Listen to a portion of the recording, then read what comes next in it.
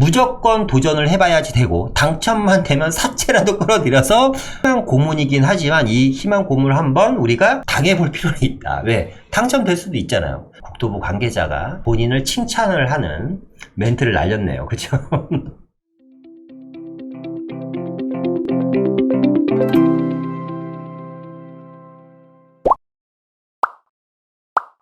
자, 한번 보겠습니다. 어떤 내용인지. 젊은층 달래기 특공 추천제에 도입한다. 경쟁률이 높아 희망 고문이라는 우려가 있다. 젊은층 1, 2인 가구라든가 신혼부부라든가 내 집 마련은 하고 싶은데 현실적으로 대출도 안 해지고, 그죠? 내가 원하는 지역은 힘들고 새 아파트는 들어가고 싶은데 가점은 안 나오고 자녀가 2명 정도 있다고 하더라도 부부 2분이 또 대기업에 다녀서 연봉이 높아서 어쨌거나 특공 대상이 아닌 분들, 이런 분들이 좀 성화가 많았잖아요. 성토가 상당히 많았어요. 그래서 그런 분들을 위해서 어떻게 추첨제를 다시 도입한답니다. 경쟁률은 뭐 얘기 하나마나 어마어마하게 높겠죠. 그래서 희망 고문이라는 우려가 있는데, 희망 고문이면 어떻습니까?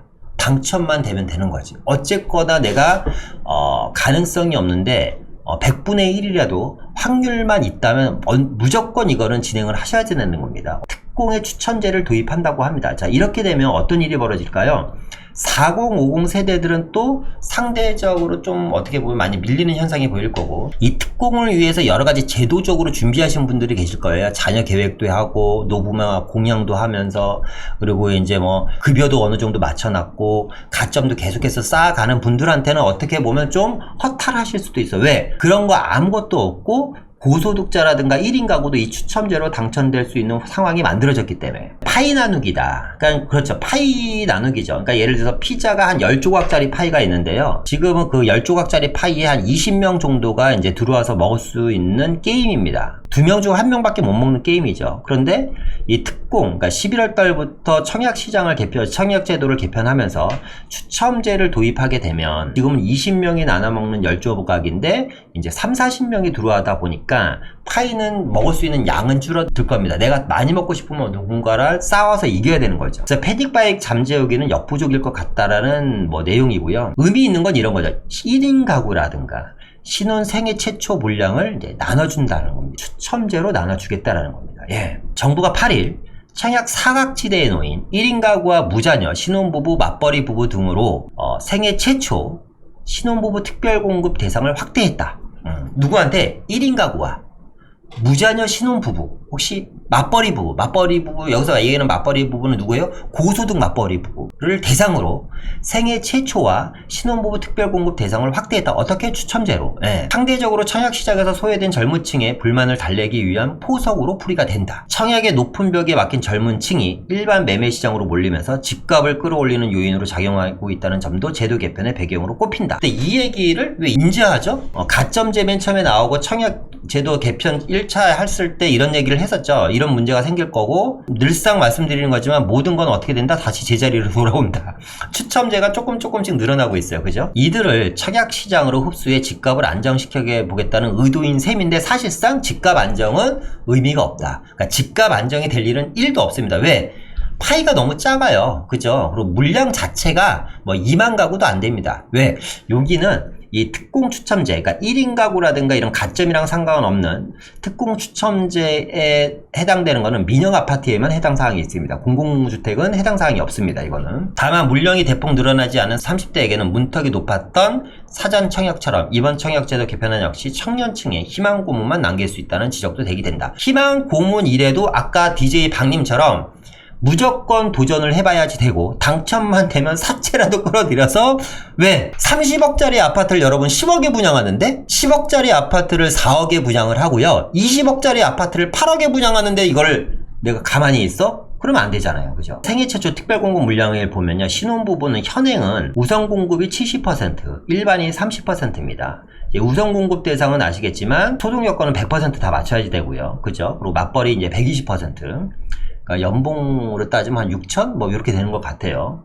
그 일반 분양 같은 경우는 이제 맞벌이 160%니까 160%면 8, 9천까지 거의 연봉 1억까지는 가능한 겁니다. 하여튼 이렇게 신혼부부는 현재 우선 70% 일반 70%였는데 얘네 걸 파일을 쪼개갖고 추첨으로 빼버리는 거예요. 그러니까 우선 70%였었던 공급 물량을 50%로 줄이고요. 일반 분양, 이제 일반 이분들이 이제 4050 세대들한테 상당히 불리한 건데 이분들 물량도 빼서 1인 가구한테 나눠주겠다는 겁니다. 10%를 빼서 추첨제로 나눠주겠다는 겁니다. 물론 1인 가구뿐만 아니라 2, 3, 4, 5인 가구도 다 충분히 가능해요. 다만 어떤 분들 청약 당첨권, 사정권 안에서 멀어지신 분들 있잖아요. 가점이 안 나오시는 분들이 추첨제에 도전을 할 수 있다는 겁니다. 생애 최초도 마찬가지입니다. 현행은 우선 70% 일반 30%였는데 이거를 우선 70%였던 것을 50%로 줄이고 그리고 일반을 30%였던 것을 20%로 줄이고 추첨을 30% 정도로 이제 늘리겠다.